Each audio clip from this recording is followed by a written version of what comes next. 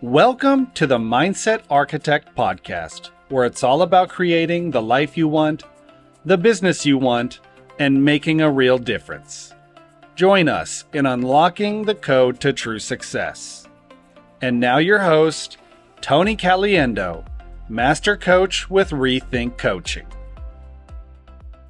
Welcome to the Mindset Architect podcast, episode number 81. I'm Tony Caliendo, Master Coach here at Rethink Coaching. And as always, I just want to thank you for being here with me today, sharing your time with me.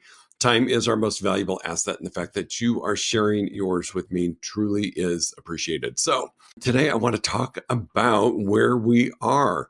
And what do I mean by that?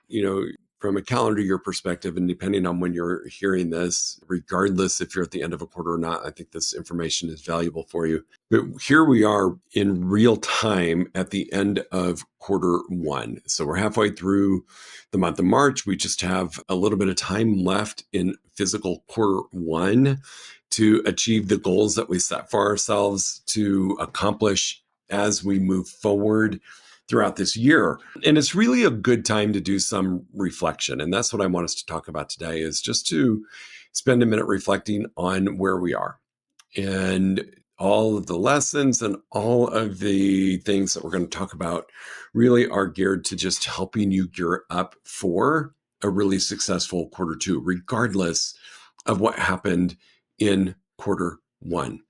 And so keeping this in mind, there's always opportunity to position yourself in a way to succeed at even a higher level, even if you met your goal. Because if you've met your goal, I think we can always stretch our legs just a little bit more and take advantage of what we're doing to achieve more. So several episodes ago, I talked about this, and I want to just do a friendly reminder. We looked at the year broken down into sprints, into 90-day sprints. We talked about having a one-page business plan. We've talked about having a 3-year goal, a 1-year vision, and 90-day strategy and actions.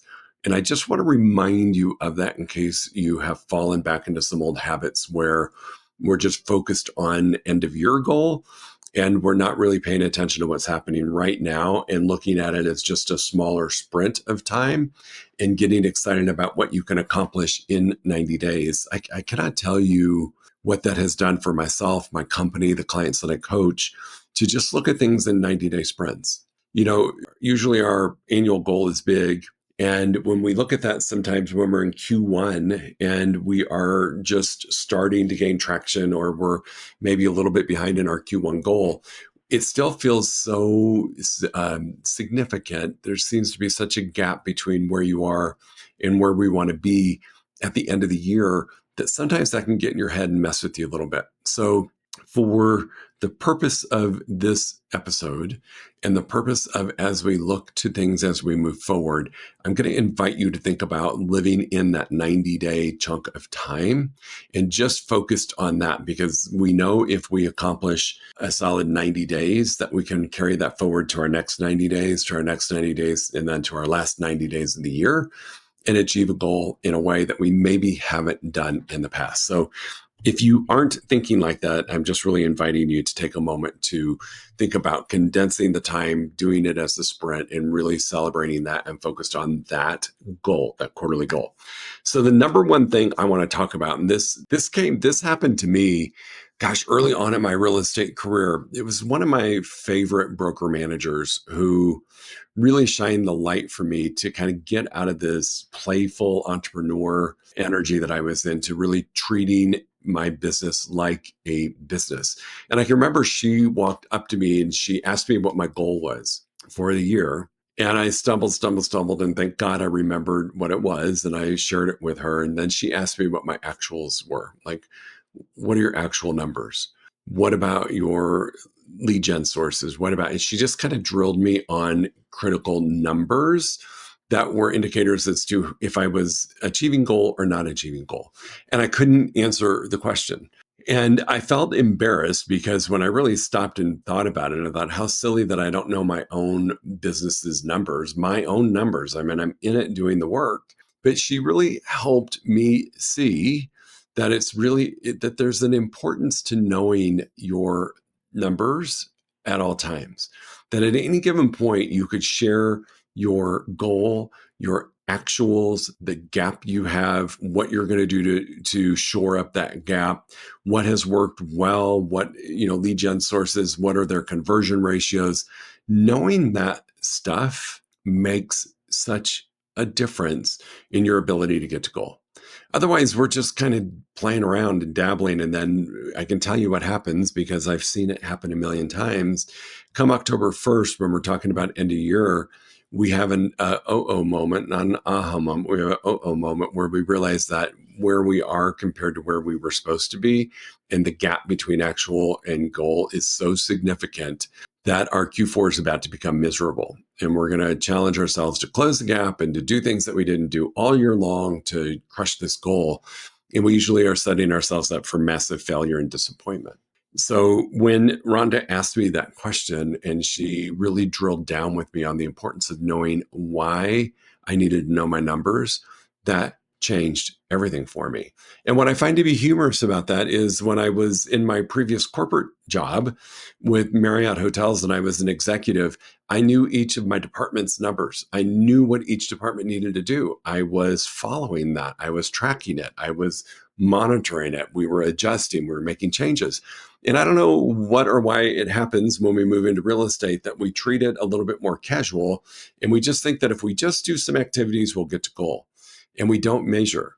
And I personally think for me, I didn't necessarily want to know the truth, because if I wasn't achieving the goal that I set, that was all on me. There wasn't another department. There wasn't a sales team. There wasn't an operations team. There wasn't a maintenance team. There wasn't these other departments that I could say were creating the challenge. And, so all of it would fall directly on my shoulders. It's my fingerprints and my DNA all over my business.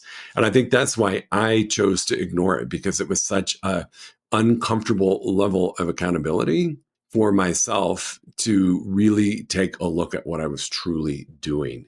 And for the first time, the spotlight was 100% on me. This was early on in my career before I had a team. The spotlight was 100% on me. Everything, every result, all of this was falling on what I chose to do or not to do. So the number one thing I'm asking you right now is, do you know your numbers? Do you know your goal? Do you know your actual? Do you know what your lead gen sources are and what you're doing consistently and what the conversion ratio is? So like an example would be my database. If my goal is to talk to 5 people a day from my database, that's great. But do I know how many dials I have to make? And then do I know how many conversations I need to have on the weekly basis to get a referral or business out of my database? Knowing those numbers, critical. Versus just saying, well, I'll call database. When we don't know, it's really hard to measure if what we're doing is working or not. And the other thing that happens when you don't know your numbers at this granular level is it really confuses your brain, because your brain's just thinking, well, I just need to lead generate. Versus you knowing I need to dial 20 dials to have 5 conversations, and I need to have 50 conversations at the end of the week, or 25 conversations at the end of the week to get a nurture or a lead. When you know that, it gives your brain this sense of peace. And when you go to engage in the activity, you show up differently, because your brain knows exactly the direction and the route we're going to go, what to expect along the way, and what to get at the end for the result. So number one, know your business. That's critically important. That can be the game changer that moves you into a success position for the rest of the year. The 5 main things I want to talk about, though, is as we're reflecting, because we really are at the end of Q1. In fact, it ended a little while ago because of our sales cycle. But really think about cultivating, resilience and positivity. And resilience is really important, because what I know about real estate, and I think what I love about real estate so much when I was in production and now in coaching, is real estate is not static. It's always changing.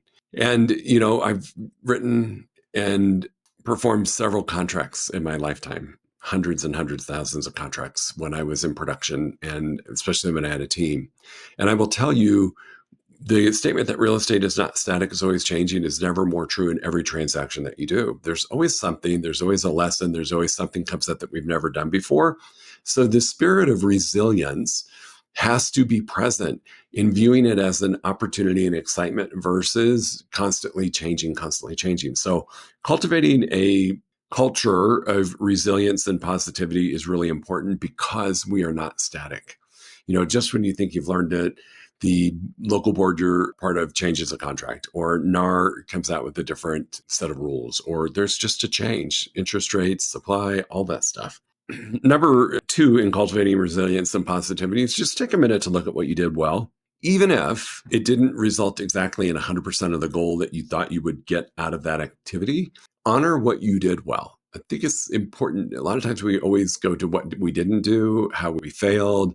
We look at the negative, or in my case, sometimes you avoid looking at it, but honor what you did well. Just really take a minute to say, hey, I may not have been 100%, but this quarter I was at 70%, and last year I was at a 20%. Just take a moment to reflect on that. Take a moment also to show yourself some grace.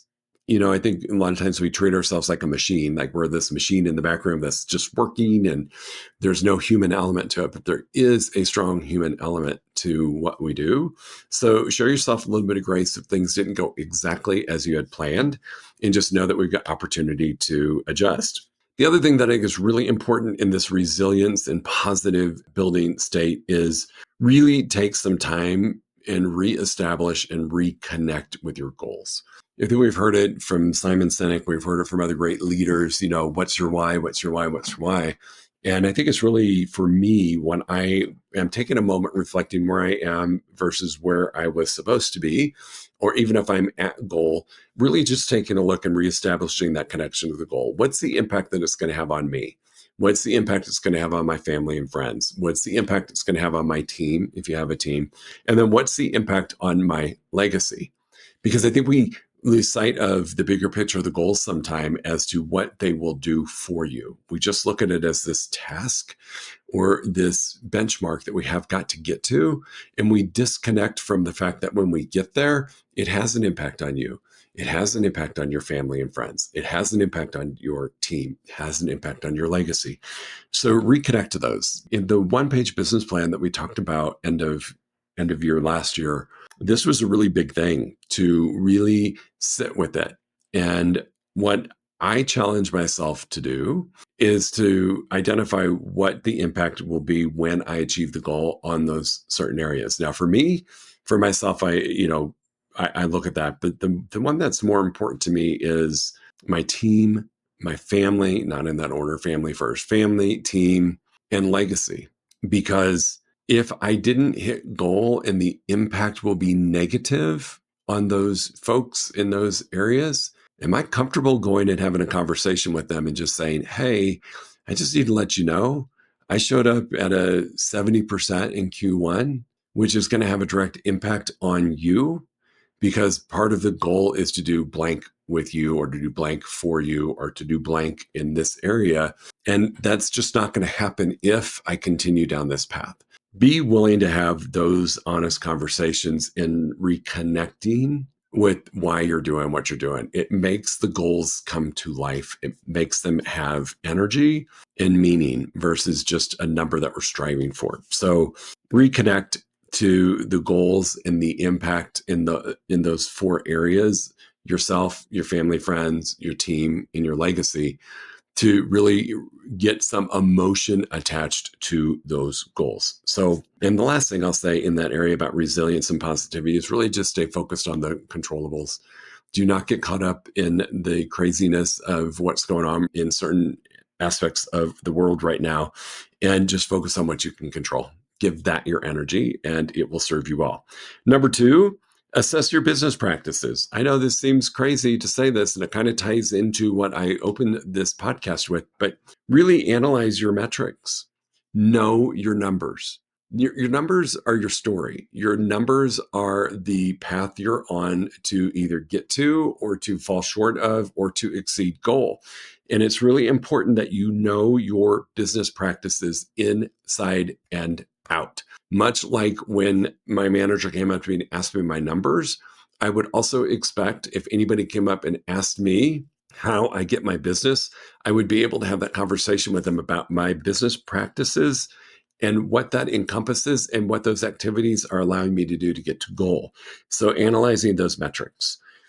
how many phone calls to an answer, how many answers, conversation to a lead or a nurture. Just really, really pay attention. The other part of assessing your business practice, which I think sometimes we overlook because we just take for granted the process, whether you're in real estate or an entrepreneur in another industry, we take for granted the process. And sometimes we get a little lackluster about it. We're not maybe as excited as the client might be because it's their first time doing it, where it's our thousandth time doing it. But really assess what level of customer service you're delivering, because that's such a key part of your business practice. If you're delivering really crappy customer service, when that transaction is done, that client's not going to ever want to talk to you again, and you're probably not going to want to talk to them.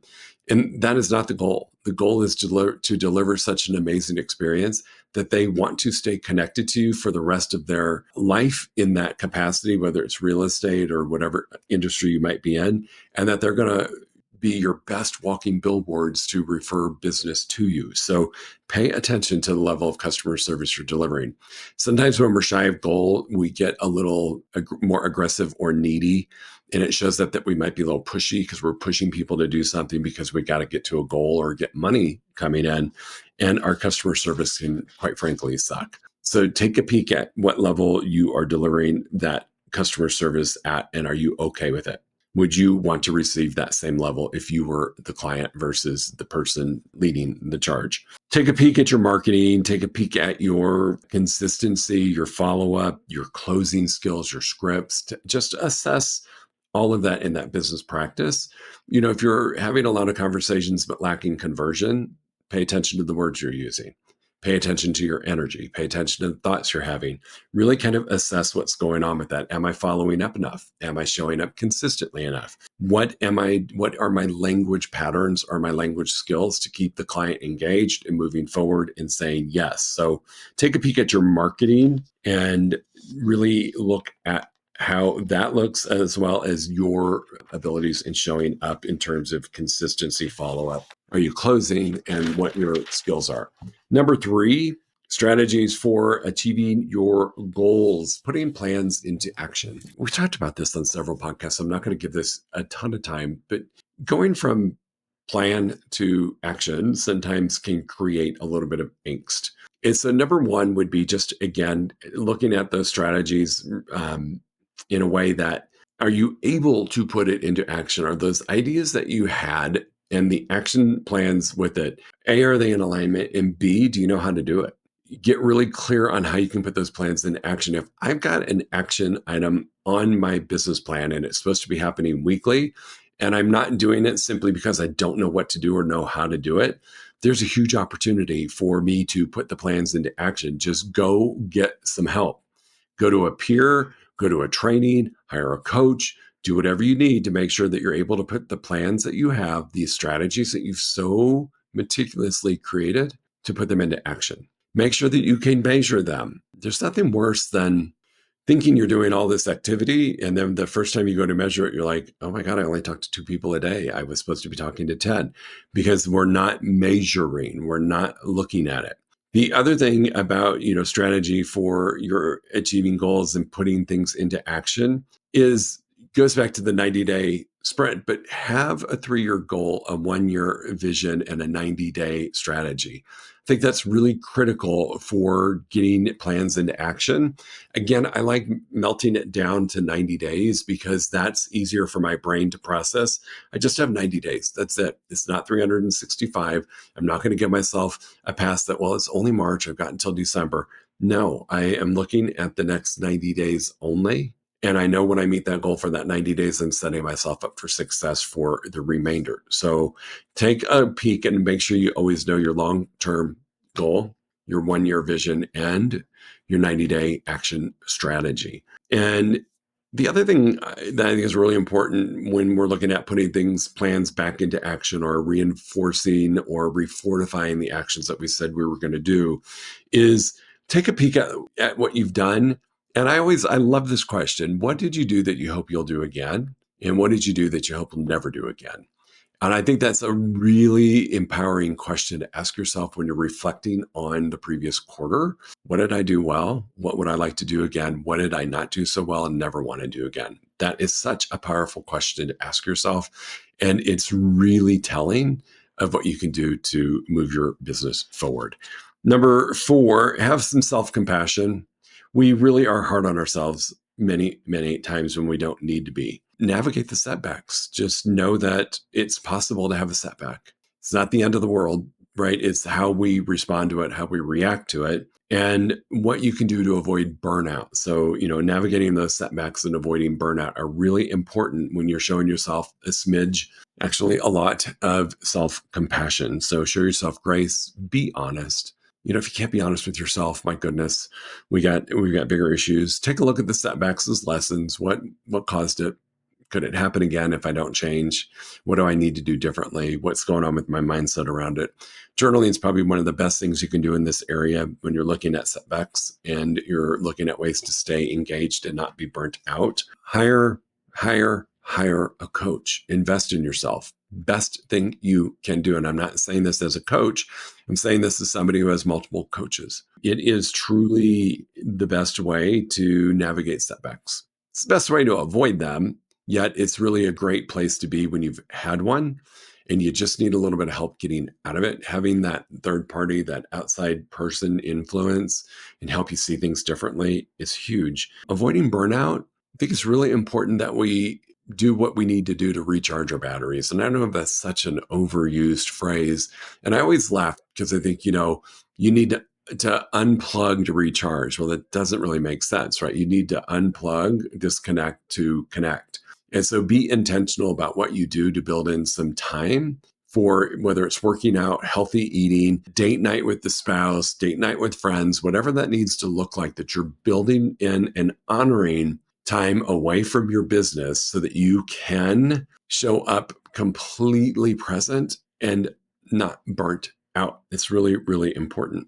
The last thing is support and network. I think, it's taken me a while to learn this lesson, and maybe it's the phase of life that I'm in that I'm getting it. But I think in our careers, we tend to flex with who we're spending time with. And it may not be the best people to be spending time with, but we do it because of where we are. And so I want you to really assess, who am I spending the most amount of time with? Because that's the truest reflection of you. If you're spending time with people who complain, who blame all of these external circumstances, who, it's woe is me, if that's where you're spending the bulk of your time with those people, that's a mirror. It's a reflection of you. Otherwise, you wouldn't be with them. You would be repelled from that. So spend some time assessing that. It's really important not to be a collector of people. I'm intentional about, I think I've said this before in a couple podcasts, is I know who's in my front row. I know who my front row people are in business and life. And I know that those are the people that will call me out on my crap, but will also be there to help me out. And so really getting clear on who those people are, and that's who you spend the most amount of time with, is really, really important. The other thing is assess if you're the smartest person in the room. You're in the wrong room. You need to get into another room where people are outperforming you, and surround yourself with some people in that area. It may be really uncomfortable and you may feel a little vulnerable or less than, and that's okay. It's where you're going to learn the most. So make sure your network of friends are the right people. And, I've had this discovery myself where it's like, oh my God, everybody I'm hanging around with has a crappy attitude, is blaming the economy, blaming leadership, blaming prices, blaming interest rates, blaming. And I finally at some point was like, oh my gosh, these people are horrible. And I thought, well, that's me, because I've chosen to be with that group and I'm right in that conversation with them. And so it can be a harsh awakening, but pay attention to really assess the people you're spending most of the time with and ask yourself, is it positive or negative? Are they plussing your world, or are they fueling the negative spin on it to make themselves feel better and then you feel better about things? So pay attention. Learning and training, I think it goes without saying, you should always be in a growth mindset. You should always be learning. You should always be in training and education and coaching. Cannot stress enough, one of your biggest supports for yourself and your network is for you to have a coach. and to have a coach that's done what you want to do. They've already performed at that level, and they can help you with your learning curve, shrink it and condense it, and then move on to the next one so that you can get there quicker and work with that coach to grow. You should always be moving forward when you're working with a coach. So really having that right network and support group is really important. So who you're spending time with, and then, are you constantly learning? You constantly in a growth mindset? And do you have a coach? I know it's scary to write a check or put it on your credit card at the end of the month. I know it. I remember the first time I paid, this was eons ago, where I paid $1,000 a month to talk to this coach 4 times in a month. And I remember I was just sick to my stomach signing the contract. Within 90 days, I was like, holy cow, how'd I ever make it without a coach? Because the process and the journey was so fortified that the investment was back to me in less than 90 days. So really think about, from a support network perspective, get a coach, whether it's us at Rethink Coaching. I mean, I would love that. Or it's a coach at another coaching company, whatever works for you, make it happen. That's the most important thing. So as we end Q1 and we move into Q2, take some time, show yourself some grace, and really just look at this as truly, this is your truth. Whatever happened in Q1 is your truth. Regardless of the external circumstances, it's your truth. It may be how you responded to things. It may be your discomfort with things. It may be that you just fell back in old habits and behaviors. However, really spend some time reflecting on it, because as an entrepreneur, I only have me to blame if things didn't go the way that I thought they should. And when I say blame, I only have me to look at, to measure, and to internalize and look and say, what could have I done differently or better? So just really spend some time knowing that mindset's important in this game of real estate. Being around healthy people is really important in this game of entrepreneurship, real estate. Having the right strategies in place and really doing some fine tuning if you need to is critical. Showing yourself some self-compassion, looking at the setbacks and learning from them. They may sting like hell, and that's okay. Learn from it and do what you need to do, avoiding burnout. Just realize you're not a machine in a back room that's running. You're a human being, and do what you need to do to take some time for that. And then lastly, of course, hire a coach, because that will be your quickest way to pull you out and get you to goal. As long as it's the right coach, which of course at Rethink, it's always the right coach. Team, as always, I'm here if you need anything. If you've got a question about this or anything else, please reach out. If you go to our website, rethinkcoaching.com, you can register for a free 1-hour strategy call with me. You'll put in your information. That'll come directly to me, and I will reach out to you personally, and we'll get that call on the books. It's free. It's 1 hour. It can be about whatever you want. It can be about this topic or anything else that you're struggling with or you want some clarity on. I'm so happy to help out whenever I can. You can find me on all the social outlets, Instagram, Facebook, LinkedIn, even TikTok. I'm there. You can find me there. You can Google me and get my cell phone, whatever you need to do. Just reach out. I appreciate you all for being here. Thanks for letting me go a little bit longer today than I normally do, but this is really critical for us as we're moving from one quarter to the next, that we are absolutely setting ourselves up for the best opportunity for success that is humanly possible. I always say this, whatever goal you have, I believe you can achieve.